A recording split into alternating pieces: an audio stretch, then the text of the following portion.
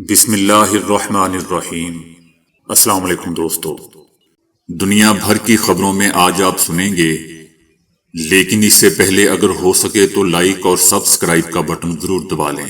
شکریہ۔ ایران نے کہا ہے کہ امریکہ اور ایران کے درمیان سفارتی تعلقات اس وقت تک بحال نہیں ہو سکتے جب تک امریکہ مزید حملے نہ کرنے کی یقین دہانی نہیں کروا دیتا۔ ایران کا کہنا ہے کہ اس وقت ہم اس سوال کا جواب تلاش کر رہے ہیں، کیا ہم ایک بار پھر سے ڈائیلاگ کے دوران جارحیت کا مظاہرہ دیکھیں گے؟ امریکہ کو اس اہم سوال پر اپنی پوزیشن واضح کرنی ہوگی۔ جیسا کہ دوستو ہم جانتے ہیں کہ دونوں ممالک کے درمیان ایران کے جوہری پروگرام پر مذاکرات جاری تھے کہ اس دوران اسرائیل نے شیطانیت دکھاتے ہوئے ایران کے جوہری سائٹس فوجی تنصیبات کو فضائی حملوں سے نشانہ بنایا تھا، اور بعد میں امریکہ نے بھی جوہری تنصیبات پر بم گرا دیے تھے۔ ایران کا کہنا ہے کہ ایران کو جوہری افسودگی کی اجازت ملنی چاہیے، تاہم اس کی مقدار اور گنجائش پر بات چیت ہو سکتی ہے، لیکن یہ کہنا کہ آپ یورینیم کی افسودگی نہیں کر سکتے، آپ کے پاس یورینیم کی افسودگی صفر ہو اور اگر آپ اس بات پر رضامند نہ ہوں تو ہم آپ پر بم برسائیں گے، یہ ایک جنگل کا قانون ہے۔ دوستو یہ ابھی تک واضح نہیں ہو پایا کہ ایران کی جوہری تنصیبات کو امریکی حملوں کے بعد کس حد تک نقصان پہنچا ہے۔ عالمی برادری نے ایک بار پھر پاکستان پر بھرپور اعتماد اور بھروسے کا اظہار کرتے ہوئے پاکستان کو ایک اور بڑا عہدہ یا اعزاز دے دیا ہے۔ پاکستان کو اقوام متحدہ کے انڈسٹریل ڈیولپمنٹ بورڈ کا صدر منتخب کر لیا گیا ہے۔ یاد رہے دوستو کہ پاکستان کو یہ اہم موقع پہلی مرتبہ میسر آ رہا ہے۔ یہ بھی دوستو یاد رہے کہ جون 2025 میں پاکستان کو طالبان پر عائد پابندیوں کے نفاذ کی نگرانی کرنے والی اقوام متحدہ سلامتی کونسل کی کمیٹی کا چیئرمین اور اقوام متحدہ کی انسداد دہشت گردی کمیٹی کا نائب چیئرمین مقرر کر دیا گیا تھا۔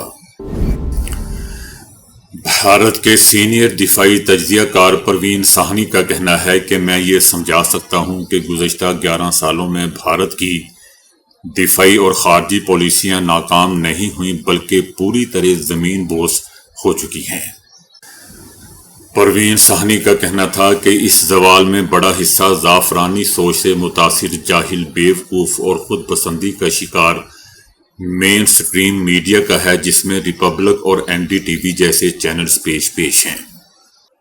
پروین ساہنی کا کہنا تھا کہ یہی وہ لوگ ہیں جو اصل غدار وطن ہیں، وہ جو ملک کی بہتری کی بجائے اس کے خلاف کام کرتے ہیں۔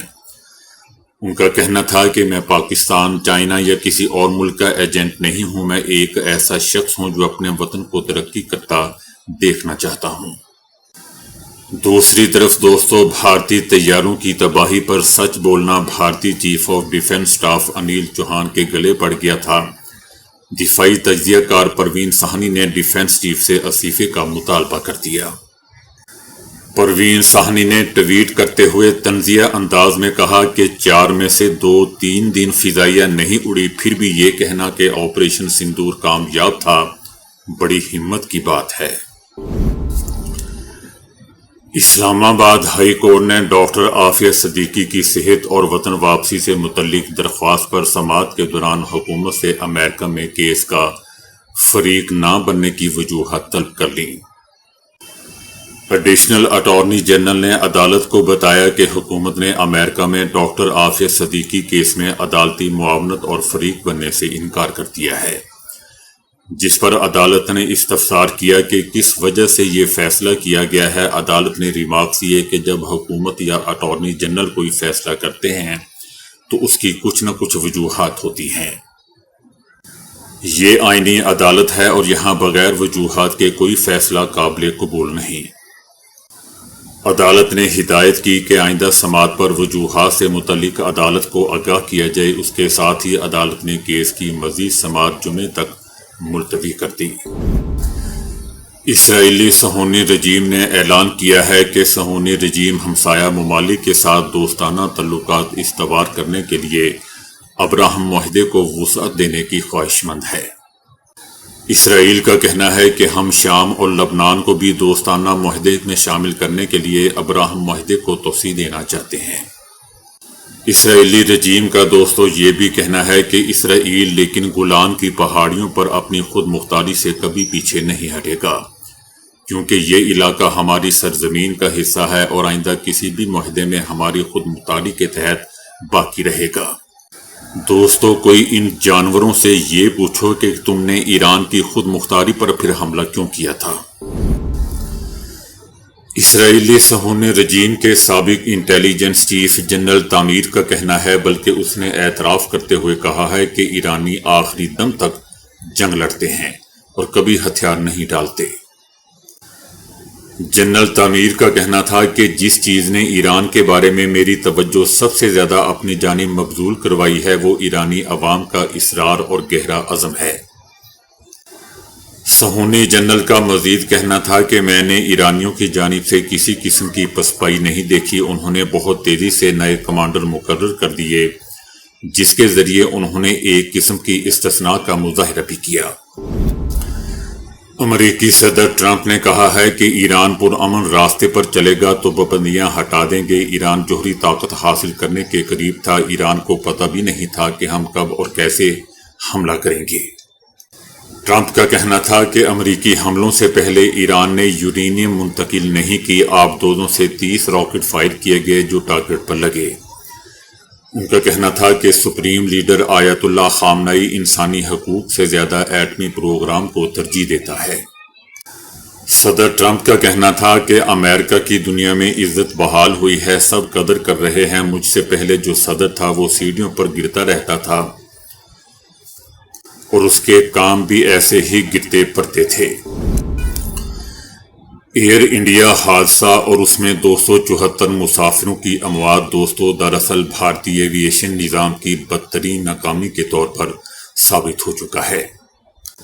یہ صرف ایک حادثہ ہی نہیں بلکہ بھارتی ایوی ایشن سسٹم کی ناکامی کو بھی ثابت کرتا ہے۔ ایئر انڈیا کے طیارے کا بلیک باکس بھارتی طیارہ حادثہ تحقیقاتی بیورو کی تحویل میں ہے، جہاں سے تاحال کوئی واضح رپورٹ سامنے نہیں آ سکی ہے۔ تحقیقاتی بیورو غیر جانبدارانہ تفتیش اور حادثے کے حوالے سے وجوہات دینے میں اب تک ناکام رہا ہے۔ حادثے کے حقائق عوام کے سامنے نہ لانا اس بات کا واضح ثبوت ہے کہ بھارتی ایوی ایشن کی نااہلی کو چھپانے کی کوشش کی جا رہی ہے، جیسے اپنی آرمی کو کشمیر میں چھپانے کی کوشش کی گئی۔ طیارے کے دونوں انجن ایک ساتھ فیل ہونا تکنیکی نگرانی میں سنگین غفلت کا ظاہر کرتا ہے۔ بھارتی پائلٹس کی غیر مؤثر تربیت اور SOPs کی واضح اس حادثے کی وجہ بنی۔ ایئر انڈیا کی مینجمنٹ اگر چاہتی تو 274 قیمتی جانیں بچائی جا سکتی تھی۔ بھارتی ایوی ایشن اتھارٹی کی نااہلی اور حکومتی اداروں کی خاموشی نے دوستو ایک بار پھر بھارتی عوام کو جھنجھوڑ کر رکھ دیا ہے۔ بھارت میں داخل پروازوں کے درجنوں حادثات کے بعد بھارتی ایئر لائنز پر عوام کا اعتماد مکمل طور پر ختم ہو چکا ہے۔ بھارت اور اسرائیل کا ثالثی اتحاد ایک بار پھر بے نقاب ہو گیا۔ 20 سالہ بھارتی سافٹ ویئر اجارہ داری نے ایران کی قومی سلامتی کو اسرائیل کے حوالے کر دیا اور بھارتی سافٹ ویئر کمپنیاں اسرائیل کو ایران کی بیک ڈور رسائی فراہم کرنے میں ملوث رہی۔ ایرانی حکومت ان کمپنیوں کے کردار کا جائزہ لے رہی ہیں جو سائنسدانوں اور اہم تنصیبات کا ڈیٹا فراہم کرنے میں ملوث رہی ہیں۔ ایرانی حکومت کا کہنا ہے کہ مشترکہ تفتیش نے ثابت کر دیا ہے کہ بھارتی ڈیٹا چرا رہے تھے۔